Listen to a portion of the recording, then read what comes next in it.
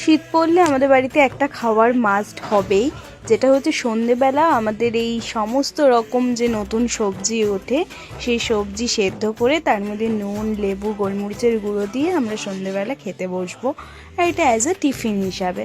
তো আজকেও অনেক দিন পর, মানে ফার্স্ট শীতের শুরুতেও আমরা আজকে শুরু করে দিলাম, মানে এই ফার্স্ট টাইম আমাদের বাড়িতে হলো এই বছরে।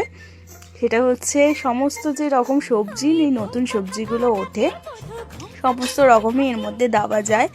আমরা দিয়েছিলাম গাজর, বিট, বিন, কড়াইশুঁটি, আলু, আর এইগুলোকে সেদ্ধ করে, এটা যারা ওয়েট লস করতে চায় তারা আলুটাকে স্কিপ করে শুধু রাঙা আলু দিয়েও করতে পারে। আর আমার একটু স্প্রাউট সেদ্ধ করা ছিল, সেই স্প্রাউটস মিক্স যে ডালগুলো সেটা সেদ্ধ করা ছিল, সেটাও এর মধ্যে দিয়ে দিয়েছিলাম।